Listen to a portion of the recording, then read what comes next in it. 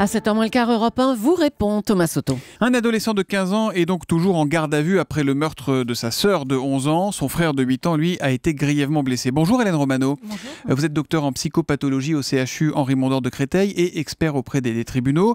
On ne sait pas si dans le cas de Mornac, les faits sont avérés, si c'est cet adolescent qui a commis ce meurtre. Mais il y a déjà eu des précédents. Comment arrive-t-on à expliquer un tel déchaînement de violence d'un enfant ou d'un jeune ado ? Alors, je pense important de rappeler que tout sujet a une personnalité qui va se constituer dès les premiers temps de la vie, du bébé à l'enfant, à l'adolescent, à l'âge adulte, grâce à des facteurs internes, le développement, l'âge, la maturité, des facteurs environnementaux. Et très globalement, c'est important de le rappeler à 7h du matin, la plupart des gens vont bien. Il peut y avoir des troubles de la personnalité, comme des gens anxieux, des gens particulièrement sensibles, des troubles légers, des troubles plus graves, comme des troubles pathologiques. Et certaines périodes de la vie, comme l'adolescence, sont des périodes connues pour être à risque de déstructuration brutale, violente, inattendue de la personnalité. C'est-à-dire que dans un ciel serein, chez des personnalités qui paraissaient tout à fait adaptées, normales, c'est le terme qu'on a entendu dans les témoignages relatifs à cet adolescent-là ou dans les autres cas qu'on peut connaître, tout d'un coup, ça s'effondre, sans qu'on ait pu véritablement voir de choses très inquiétantes au préalable. C'est ce qu'on appelle une bouffée délirante.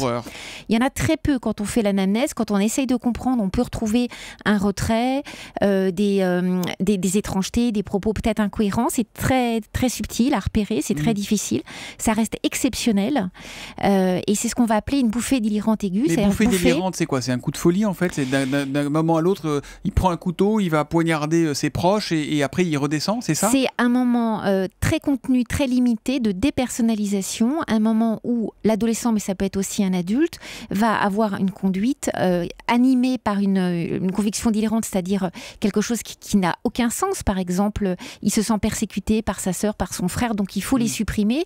Il va les tuer de façon extrêmement violente parce qu'à ce moment-là, il n'est plus du tout dans un lien humain avec son frère et sa sœur.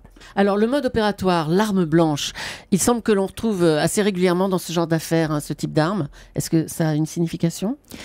C'est souvent l'arme qui est utilisée parce qu'il n'y a pas des fusils partout. En Suisse, on a des fusils accessibles et les adolescents utilisent davantage les armes à feu. Le couteau sera l'arme le plus facile d'accès au sein du domicile quand il y a ce type de bouffée délirante. Pratique entre guillemets. Voilà, c'est l'arme à destination qui est le plus accessible. En milieu scolaire, on n'a pas de couteau, donc il n'y a pas d'agression de ce type-là avec des pairs. Ces adolescents, docteur Romano, qui deviennent meurtriers, est-ce que ce sont la plupart du temps des ados à problème, en échec scolaire, en rupture avec leur famille, ou est-ce qu'il n'y a pas ce genre de critères? Dans ces cas de déstructuration violente, bouffée délirante avec des risques potentiels d'entrer dans des troubles psychotiques plus chroniques, on ne retrouve pas d'enfants à problème, entre guillemets. C'est-à-dire, c'est pas des enfants connus pour être violents, c'est pas des enfants connus pour être dangereux, c'est pas des enfants connus pour poser des difficultés, plutôt davantage des enfants en retrait, dans les éléments qu'on peut retrouver, qui ont du mal à exprimer leurs sentiments, qui ont du mal à avoir confiance en eux, certaines fois qui ont des addictions, mais pas toujours. Différentes choses, on pourra en reparler pour ce cas-là, mais rien de forcément très inquiétant. Alors, on a un tweet de Garance qui nous dit, avec le hashtag un matin, ils deviennent meurtriers car ils voient la violence partout comme une norme. Alors ça, évidemment, c'est ce qu'on entend assez souvent. Est-ce que ça a un sens pour vous, médicalement, psychologiquement? C'est pas tellement le fait de voir la violence tout le temps, c'est le fait de voir la violence seule. Et les enfants, les adolescents sont seuls face aux images. Je pense très important de faire la distinction. C'est pas l'image en tant que telle qui est traumatogène, qui est violente, c'est le fait que les enfants et les adolescents soient seuls, sans adultes pour décrypter. 5 heures passées derrière les écrans en moyenne pour les adolescents de collège, 15 minutes à passer à discuter avec les parents en moyenne par jour. 5 heures par jour devant les écrans et 15 minutes à parler avec les parents. C'est quand même... Ça montre le décalage. Donc, c'est pas l'image qui est violente, c'est le fait que l'enfant soit seul face aux images. Bien sûr, les images sont violentes. Donc, ils peuvent regarder, ils peuvent voir le monde dans lequel ils vivent, mais il faut leur expliquer. Ils peuvent voir avec un filtre de décryptage d'un adulte qui va leur permettre de mettre du sens sur ces images-là. S'il n'y a pas l'adulte pour décrypter, s'il n'y a pas l'adulte pour permettre de comprendre ce qui se passe, c'est là où il y a la violence. On a un autre tweet de Gaffeur qui nous envoie un tweet un peu désabusé par avance. Je vous le lis. Une pièce sur c'est la faute aux jeux vidéo. Alors, ce débat-là, il existe encore ou pas? Est-ce que c'est tranché, ça? C'est pas tranché, c'est toujours la question. Quand il n'y a que le jeu vidéo dans la vie d'un enfant, d'un adolescent, en effet, il y a des risques. Mais si tous les enfants, les adolescents et les adultes qui font des jeux vidéo deviennent meurtriers, je crois que vous n'aurez pas assez d'une matinale pour régler le problème. Ça dit, le procureur a dit hier dans l'affaire de Mornac, il y a peut-être une problématique d'addiction au jeu. Donc ça... Il peut y avoir cette problématique d'addiction. L'addiction au jeu, comme l'addiction à l'alcool, aux produits toxiques, pose toujours un véritable problème parce que ça peut entraîner, ça peut renforcer la dépersonnalisation, ça peut renforcer un monde virtuel et ça peut faciliter certains passages à l'acte, mais pas chez tous les adolescents, heureusement. Pourquoi s'attaquer à ses frères, ses sœurs, ses parents, parfois, bref, aux gens qu'on est censé aimer le plus sur Terre ? c'est très variable selon les situations. Dans ce cas-là, il faut vraiment avoir rencontré la personne. Dans les expertises qu'on peut constater, c'est que souvent le passage à l'acte a lieu parce qu'au moment de cette bouffée délirante, au moment de ce vécu, on n'est plus dans la réalité. L'enfant est chez lui, à domicile, et qui il y a chez lui à domicile? Les proches. Mais quelle réponse donne la justice face à ce genre de situation? Alors ça, la justice travaille avec des experts, psychiatres, psychologues, justement, pour essayer d'établir ce qu'il en est de la personnalité.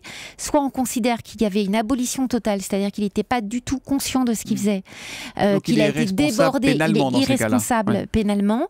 Soit il est considéré comme en partie responsable, il y a une altération de la personnalité, il sera jugé. Soit il n'y a ni abolition ni altération, à ce moment-là, il est jugé comme... il devrait l'être en dehors de tout problème psychopathologique. Dernière question rapidement, est-ce qu'on peut en guérir? Quand on commet l'irréparable à 12 ou 15 ans, est-ce qu'on peut espérer avoir une vie normale plus tard? Un certain nombre de cas, et je pense à un enfant qui avait fait la une des faits divers sur un crime absolument sordide où il avait dépecé un camarade dans un contexte de bouffée délirante, a été hospitalisé très longuement, a eu un suivi et actuellement a une vie adaptée au sens où il a une vie à la fac, une vie relationnelle. Mais il a très peur d'un risque de passage à l'acte. Donc les prises en charge permettent aujourd'hui d'accompagner ces personnes-là. Je voudrais juste rappeler que ça reste tout à fait exceptionnel et que beaucoup de personnes qui présentent des troubles mentaux ne sont pas avec ce facteur de dangerosité que ces faits divers incitent souvent à mettre en avant. C'est vraiment le stade ultime et rare, fort heureusement. Merci Hélène Romano d'être venue ce matin en direct sur Europe 1. Je rappelle que vous êtes docteur en psychopathologie au CHU Henri Mondor de Créteil. Merci, bonne journée à vous.